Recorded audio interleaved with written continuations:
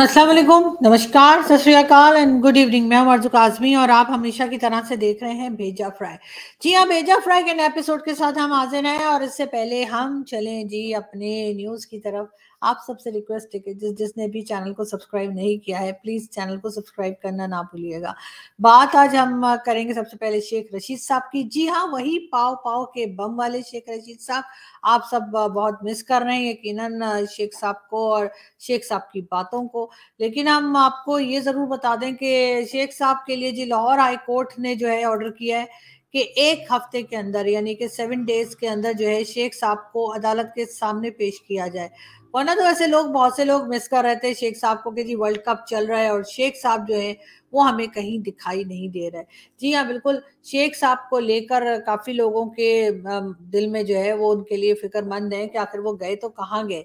और ज़ाहिर है एजेंसी ले गई है और काफ़ी दिन हो गए हैं, बताया यही जा रहा है कि शेख साहब के लिए कि जी लाहौर हाई कोर्ट ने जैसे कहा है कि उनको अदालत में जल्द से जल्द पेश किया जाए। सिर्फ़ और सिर्फ़ 1 हफ़्ता, 1 वीक, 7 डेज़ दिए गए हैं और इस 7 डेज़ के अंदर शेख साहब को पेश कर देना है अदालत के सामने। इसके अलावा लोग ये भी बात कर रहे हैं, कुछ लोग सोशल मीडिया के हद तक इस किस्म की खबरें भी दे रहे हैं कि शेख साहब का एक इंटरव्यू बनाया जा चुका है, जो कि हमारे एक जर्नलिस्ट साथी हैं, मुनीफ फारूकी साहब का नाम भी आ रहा है कि उन्होंने शेख साहब के साथ एक इंटरव्यू बना लिया है और अब वो इंटरव्यू जल्द ही जो है वो लोगों तक पहुँच जाएगा और उसको ऑन एयर कर दिया जाएगा। लेकिन उसमें शेख साहब ने क्या कहा है, इस बारे में भी बातें की जा रही हैं। कहा यही जा रहा है कि शेख साहब ने शायद जो है वो जहांगीर तरीन खान साहब की पार्टी यानी कि तहरीक-ए-इस्तेहकाम-ए-पाकिस्तान जो है वो जॉइन कर ली है। लेकिन शेख साहब की तो खुद की टांगा पट्टी है, जब इमरान खान साहब कहते थे कि जी टांगा पट्टी है, एक ही बंदा है और कोई है ही नहीं।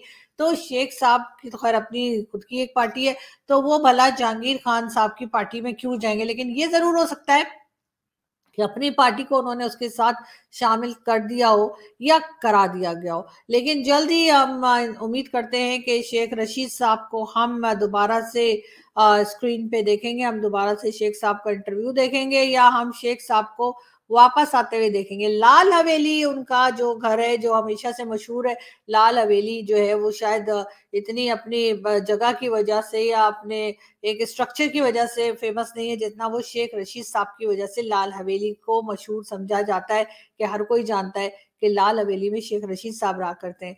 तो जी शेख रशीद साहब की लाल हवेली को भी सील कर दिया गया था, वो भी हमने न्यूज़ आपको दी थी और अभी तक वो उसी तरह से बंद है और बताया ये गया कि जी शेख रशीद साहब का इसके ऊपर नाजायज़ यानी कि इलीगल तरीके से कब्ज़ा है या था। अब वो तो बहुत सालों से था, तो इतने सालों से सब क्यों बैठे थे? अगर अगर वो इलीगल कब्ज़ा ही था, तो इतने टाइम से खामोशी क्यों थी? लेकिन बहरहाल हर तरह का प्रेशर यकीनन शेख साहब के ऊपर डाला जा रहा होगा और अब देखते हैं कि शेख रशीद साहब 1 वीक के अंदर यानी कि 1 वीक बोले तो 7 डेज़, 7 डेज़ के अंदर शेख साहब कब सामने आते हैं और कब बात करते हैं और कब हम उन्हें दोबारा उसी तरह की बातें करते सुनते हैं, जो वो कहा करते थे कि जी जब इलेक्शन के अलावा भी मैचेस में जब वो बात करते हैं इंडिया पाकिस्तान का मैच हो और वो हमेशा उनका कहना कि जी इस्लाम की जीत हो गई, अगर पाकिस्तान जीत गया और अगर पाकिस्तान हार गया तो शेख साहब चुपचाप साइड पे हो जाते हैं। तो जी शेख साहब की वो कई वीडियोस जो हैं वो इस वक्त भी लोग जो हैं देख रहे हैं और वो बिल्कुल इंटरनेट के ऊपर और सोशल मीडिया के ऊपर आपको बड़ी आसानी से मिल जाएंगी। लेकिन बहरहाल हम उम्मीद करते हैं कि शेख साहब खैर खैरियत से जो है वापस आए अपने घर को और हम फिर से उनकी वही बढ़के सुन सकें। हम आगे बढ़ते हैं जी और अगली न्यूज़ हमारे पास ये है कि जी अदालत ने एक हुक्म और दिया है और अदालत के ऑर्डर जो हैं वो इमरान खान के लिए हैं और इमरान खान के लिए ये है कि जी कहा ये गया है कि इमरान खान की उनके बेटों से दोनों बेटों से बात कराई जाए।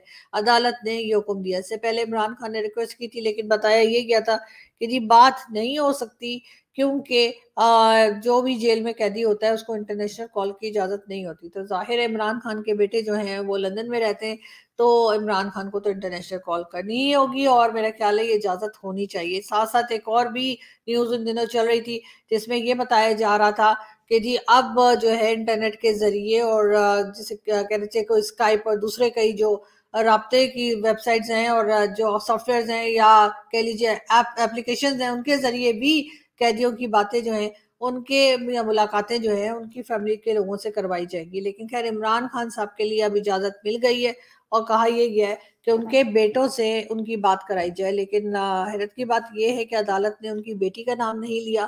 बेटियां भी बहुत इंपॉर्टेंट होती हैं और हमारी अदालत को याद रखना चाहिए कि इमरान खान की एक बेटी भी है और मेरा ख्याल है उनकी उस बेटी से इमरान खान की बात होनी चाहिए। ये और बात है कि खान साहब पता नहीं उससे बात करते भी हैं या नहीं। बहरहाल इस वक्त पूरी दुनिया को मालूम है कि इमरान खान के 2 बेटों के साथ एक बेटी भी है। लेकिन इमरान खान अगर बात नहीं करना चाहते तो इस पे मुझे सिर्फ अफसोस ही हो सकता है, इसलिए कि बेटियां तो हमेशा ही अपने फादर से बड़ी क्लोज होती हैं। और मुझे अफसोस है इमरान खान की बेटी को देख के कि जिन्हें इमरान खान ने शायद ही कभी बेटी उसको कहा हो या हो सकता है शायद कभी भी ना कहा हो। बहरहाल हम आगे बढ़ते हैं।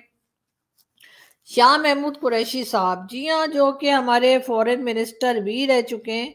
और आप देख रहे हैं शाह महमूद कुरैशी साहब जो हैं, एफआईए ने चलान में साबिक वजीर खारजा को मुलजिम करार दे दिया। जी हाँ, शाह महमूद कुरैशी साहब जो हमारे वजीर खारजा या हमारे फॉरेन मिनिस्टर भी रह चुके हैं, उसमें एफआईए चलान जो काटा गया है उनके खिलाफ, उसमें उनको मुजरिम करार दे दिया गया है। अब उसके ऊपर शाह महमूद कुरैशी साहब ये तो खैर या किस तरह से उसमें से निकलते हैं, जैसे जैसे अपडेट्स आएंगी हम डेफिनेटली आपको बताएंगे। आगे बढ़ेंगे। आपको बिलावल भुट्टो जरदारी दिख रहे हैं, साथ उनकी बहन आसिफा भुट्टो जरदारी भी है। और जी ये वैसे तो बेनजीर भुट्टो शहीद के शहादत का दिन है जो कि ये लोग मनाने के लिए निकले थे। लेकिन उसके अलावा फलस्तीन के साथ एक यकजहती, फलस्तीन के साथ एक सपोर्ट जो है वो भी बिलावल भुट्टो और उनकी बहन ने दिखाई। और अपनी इस पॉलिटिकल रैली में उन्होंने फलस्तीन के लिए के फ्लैग्स भी उठा रखे थे, और वो उसके फ्लैग्स के कुछ ड्रेसिंग भी उसी किस्म की कर रखी थी।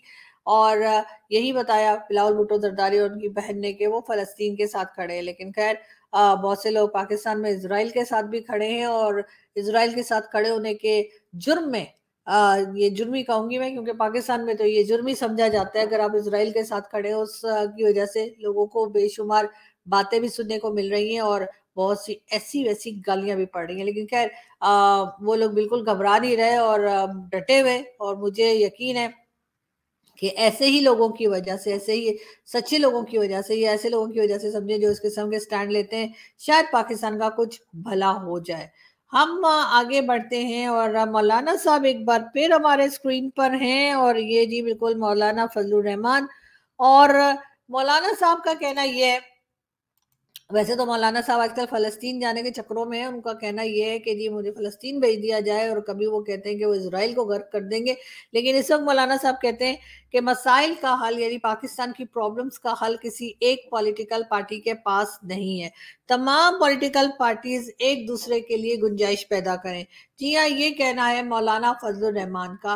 वैसे तो मौलाना साहब ठीक कह रहे हैं, लेकिन पहले भी कौन-सी एक अकेली पार्टी थी जिसने सारे के सारे प्रॉब्लम सॉल्व कर लिए या फेस कर लिए कहना चाहिए। सॉल्व तो शायद किसी ने भी नहीं किया, लेकिन फेस करने के लिए भी इन्होंने हमेशा से, हमारे यहाँ तो कोलेशन की गवर्नमेंट ही बनती है, मतलब कुर्सी का एक टांग किसी की, एक किसी की, एक किसी की और एक किसी की, ऐसे ही होता है। और अभी भी ऐसा ही होगा आगे। और इसीलिए छोटी छोटी पार्टीज को मिलाकर भी गवर्नमेंट खड़ी की गई है, ऐसा भी हमने देखा। तो मौलाना साहब कुछ गलत नहीं कह रहे, लेकिन मौलाना साहब कुछ नया भी नहीं कह रहे। बिल्कुल डिफरेंट पॉलिटिकल पार्टीज मिलकर ही पाकिस्तान का ये हल किया है और आगे भी ये हल ही करती रहेगी। इसलिए मौलाना साहब आप टेंशन ना लें, आप तैयारी करें, बैग पैक करें और निकले जाएं, पहुंचे फलस्तीन और वहां पे जिहाद करें। लेकिन ऐसा ना हो कि मौलाना साहब खुद तो यहीं बैठ के हलवा खाते रह जाए और यहाँ से गरीब लोगों के बच्चों को भेजें कि जाओ जी जिहाद करो। लेकिन मौलाना साहब अच्छा तो ये होगा कि इस बार आप अपने हलवे की प्लेट को साइड पे करें और आप खुद पहुंचिए फलस्तीन और वहां पे हम आपको देखें लड़ता हुआ। खैर देखते हैं क्या होता है। हम आपको ये भी बता दें, एक बार फिर आपके स्क्रीन पर है जी नवाज शरीफ साहब। जी हाँ, और नवाज शरीफ साहब का के ऊपर जो केसेस हैं, हेवन फील्ड और अल अजीजिया रेफरेंस में जो है वो नवाज शरीफ साहब को जमानत जो है वो दे दी गई है। और उनको कहा है कि जी क्योंकि बार बार नवाज शरीफ साहब को ये भी डर है कि जब वो पाकिस्तान आएंगे तो पाकिस्तान आते के साथ ही उनको अरेस्ट हो जाने का डर भी है। तो नवाज शरीफ साहब का ये डर खत्म करने के लिए भी अदालत ने ये बताया है कि जी वो आएंगे तो उनको एकदम से अरेस्ट नहीं किया जाएगा, कई केसेस के ऊपर जो उनके ऊपर इल्जामात हैं उसमें उनकी जमानत जो है वो ले ली गई है और कहा गया है कि नहीं, आप घबराए नहीं, आप बस वापस आने की करें और भूल जाइए कि आपको अरेस्ट किया जाएगा। वैसे ये भी है कि इमरान खान साहब को भी अगर बाहर निकाल लेते तो अच्छा था, कम से कम हमारी वीडियो में थोड़ी चमक आ जाती, हमारी वीडियो में थोड़ी जान पड़ जाती, क्योंकि खान साहब जिस तरह के स्टेटमेंट देते हैं वो भी सबको ही मालूम है। हम बात करेंगे जी जो बाइडेन की। जी हाँ, अमेरिकन प्रेसिडेंट जो बाइडेन साहब, जी फलस्तीनी सदर का बताया जा रहा है कि फलस्तीन के जो प्रेसिडेंट हैं उन्होंने जो बाइडेन साहब से मिलने से इनकार कर दिया। जी अमेरिकन प्रेसिडेंट से मुलाकात से इनकार कर दिया है। ऐसी खबरें भी आ रही हैं कि फलस्तीन के जो प्रेसिडेंट हैं उन्होंने साफ इनकार कर दिया है कि वो जो बाइडेन साहब जो कि अमेरिकन प्रेसिडेंट हैं और इस वक्त इसराइल में मौजूद हैं उनसे मिलने के लिए उन्होंने इनकार कर दिया है। खैर वैसे मिल लेते तो मिलके भी क्या कर लेते, लेकिन बहरहाल अभी तक जो न्यूज आ रही है उसके हिसाब से जी उन्होंने इनकार कर दिया। अब देखते हैं जी आगे क्या होता है और हम आपको ऑब्वियसली अपडेट तो करते ही रहेंगे। और ये पिक्चर जो आप देख रहे हैं इस वक्त स्क्रीन पे, और इसमें आपको नजर आ रहे हैं साद रिजवी। जी हाँ, साद रिजवी यानी कि तहरीक लब्बैक पाकिस्तान के जो हेड है आजकल, खादिम हसन रिजवी के बेटे, उन्होंने मुलाकात की है जी एम्बेसडर से, फलस्तीन के एम्बेसडर से मुलाकात की है। और यकीनन ये शॉल भी वही लेकर गए होंगे जो बेचारे कंधे पे डाल के घूम रहे हैं। लेकिन ये जरूर है कि अब इस तरह के लोगों को जिस तरह आगे लाया जा रहा है, खास तौर पे टीएलपी वालों को, तो आप लोग समझ ही सकते हैं कि पाकिस्तान में किस माइंडसेट के लोग रहते हैं और किस तरह के लोगों को वोट पड़ते हैं। कि इस वक्त पॉलिटिकल पार्टीज को अगर दो तीन बल्कि पॉलिटिकल पार्टीज, जिसमें पीपल्स पार्टी है, पीटीआई है और पीएमएलएन यानी कि नवाज शरीफ की पार्टी है, अगर उनको हम थोड़ा सा साइड पे कर दें तो उस वक्त सबसे ज्यादा जिन लोगों को वोट पड़ जाते हैं या जिन लोगों को सपोर्ट मिल जाती है वो है टीएलपी वाले। तो ये बात पाकिस्तान के लिए मेरे ख्याल से तो कोई खास खुशी की नहीं है, कोई खास अच्छी नहीं है। ये यकीनन एक बड़ी खौफनाक सूरत हाल है पाकिस्तान में जो बनती चली जा रही है, जहाँ पे टीएलपी और इस तरह की ऑर्गेनाइजेशंस को सपोर्ट दिया जा रहा है। ना सिर्फ ये कि एजेंसीज की तरफ से, बल्कि ये एक जमाने में आपको याद होगा जब इमरान खान साहब थे तो टीएलपी वालों को जो है उन्होंने बैन कर दिया। तो उन्होंने कहा था कि जी इनके ऊपर ये टेररिस्ट ग्रुप है और इसको एक टेररिस्ट ग्रुप के तौर पर ही लिया जाए। लेकिन उसके बाद इमरान खान के ऊपर जिस तरह की बातें हुई, जिस तरह से इमरान खान के ऊपर प्रेशर आया, तो उसके बाद उन्होंने इसके ऊपर से, टीएलपी के ऊपर से जो है टेरर ऑर्गेनाइजेशन का ना सिर्फ ये कि लेबल हटा दिया, बल्कि इनको इजाजत मिल गई कि ये इलेक्शन में भी हिस्सा ले सकते हैं। और अब आप देखिए कि फलस्तीन के एम्बेसडर से मिलने गए हैं और कभी ऐसे घूम रहे हैं जैसे कि एक बड़ी नॉर्मल सी कोई बात हो, कोई नॉर्मल सी पॉलिटिकल पार्टी हो। हालांकि ये एक रिलीजियस एक्सट्रीमिस्ट पार्टी है, लेकिन इसको हर तरह से सपोर्ट किया जा रहा है।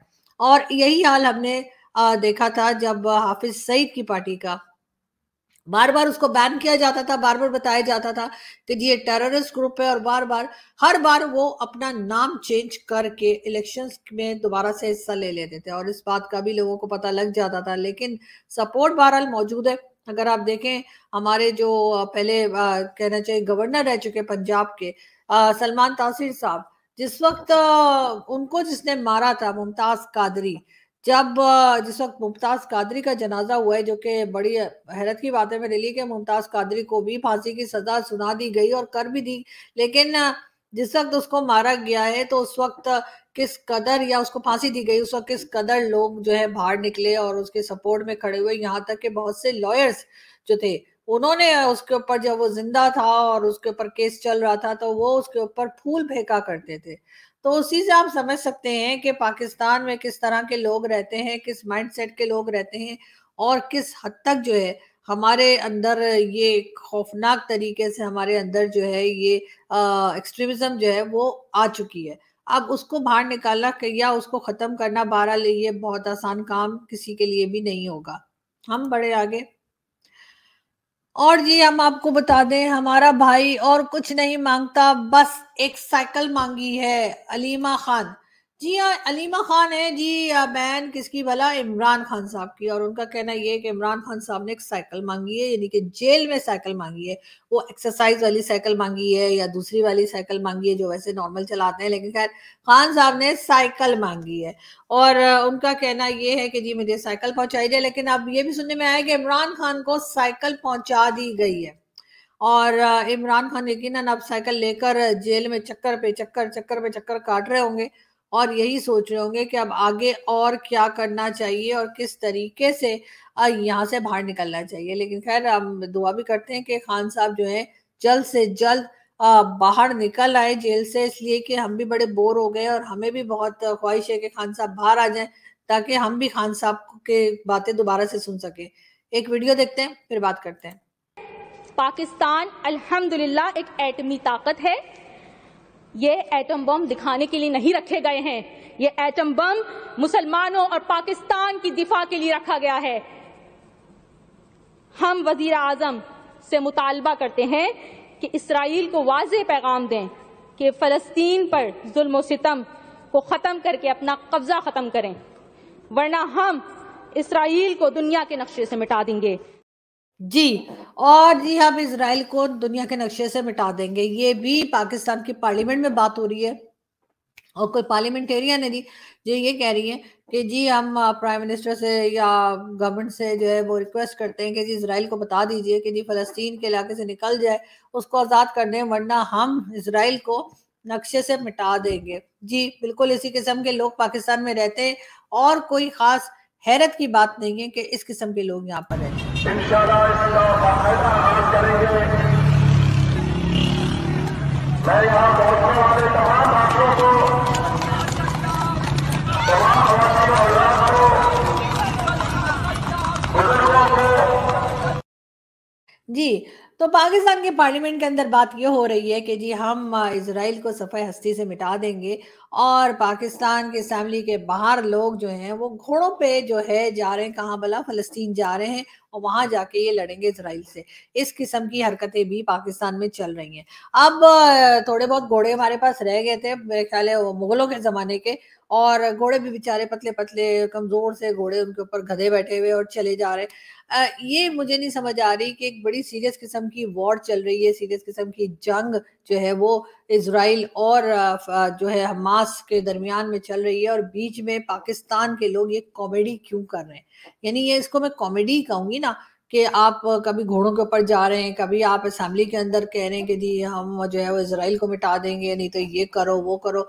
और बात सिर्फ यहाँ तक खत्म नहीं हुई। हमने तो आपको लास्ट वीडियो में अपने जो भारत के मुस्लिम्स हैं कुछ, उनकी वीडियो भी दिखाई थी जो कह रहे थे कि नहीं जी हम तो जो है वो उसके साथ, हमास के साथ खड़े हैं या फलस्तीन के साथ खड़े हैं, मोदी जी के ऊपर सारे इल्जामात लगा रहे थे। लेकिन खैर हर एक की अपनी चॉइस है, हर एक बात कर सकता है, लेकिन फिर भी थोड़ा सा अगर दिमाग खर्च कर लें तो मेरा ख्याल है कि ये लोगों की सेहत पे कोई खास असर नहीं पड़ेगा। लेकिन मुझे नहीं पता कि आखिर ये अपना थोड़ा सा ब्रेन इस्तेमाल करते हुए, थोड़ा सा सोचते हुए, दिमाग थोड़ा सा खर्च करते हुए इतना ज्यादा क्यों घबराते हैं।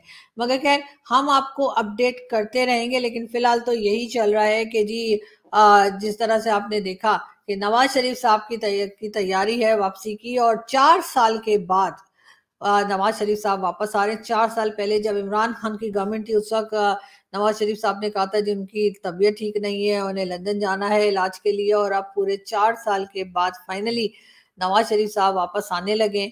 और बताया यही जा रहा है कि जी वो सऊदी अरब में रुके हैं, सऊदी अरब के बाद वो दुबई जाएंगे और दुबई से फ्लाइट लेके वो पहुंचेंगे लाहौर। बहुत से लोगों का ख्याल था कि शायद वो पहले इस्लामाबाद आएंगे, लेकिन अब क्योंकि इस्लामाबाद में कई जगह पे ये बात भी हो रही है कि अगर वो इस्लामाबाद आए तो हो सकता है वो अरेस्ट हो जाए, इस वजह से उन्होंने ये सोचा है कि वो लाहौर जाए। लेकिन हो सकता है वो लाहौर इसलिए भी जा रहे हो कि लाहौर में जलसा है, लाहौर में पॉलिटिकल रैली है, लाहौर में उनकी बेटी मरियम नवाज ने सब कुछ रेडी करके रखा है कि नवाज शरीफ साहब पहुंचे और पहुंच के भाषण दें, अब लोगों से बात करें। कहा यह जा रहा है या अंदाजा ये है कि 1 लाख से ज्यादा लोग जो है वो उनकी नवाज शरीफ साहब को सुनने या उनकी पॉलिटिकल रैली में शिरकत के लिए आएंगे। लेकिन बहुत से लोग जो कि कई सीनियर जर्नलिस्ट और कई सीनियर एनालिस्ट जो है उनका ये मानना है कि नवाज शरीफ साहब अब उतने पॉपुलर नहीं रहे जैसा कि वो पहले थे, और इमरान खान साहब जो है वो जेल में होने की वजह से ज्यादा पॉपुलर हो गए। तो इसलिए नवाज शरीफ साहब को सुनने के लिए शायद उतना मजमा जमा ना हो, शायद उतने लोग ना आए जितना कि एक्सपेक्ट किए जा रहे हैं या जितना के चाहती है पीएमएलएन के वो आए। तो बहरहाल हम देखते हैं, उस पर भी नजर आएगी। सैटरडे को नवाज शरीफ साहब जो हैं वो लाहौर पहुंचेंगे और उसके बाद वो सीधा मीनार पाकिस्तान बताया जा रहा है कि पहुंचेंगे और वहां से वो अपनी तकरीर करेंगे, अपनी स्पीच जो भी देनी है उन्होंने अपनी पब्लिक को, तो वहां से वो बात करेंगे। वैसे भी पंजाब भी आहिस्ता आहिस्ता करके नवाज शरीफ के हाथ से निकलता जा रहा है। बताया ये जा रहा है कि जहांगीर तरीन खान साहब की पार्टी पाकिस्तान तहरीके इस्तेहकाम जो है वो आगे की तरफ आ रही है और काफी ज्यादा होल्ड जो है वो इमरान खान का भी है। तो इसलिए मेरा ख्याल है नवाज शरीफ साहब को काफी टफ टाइम मिलेगा, मगर देखते हैं वो इस सब चीजों में से कैसे निकल पाते हैं। हमारे साथ रहिए, हमारे चैनल को सब्सक्राइब कीजिए, न्यूज को देखते रहिए। हम जल्दी अपडेट्स लेकर फिर हाजिर होंगे। Thank you.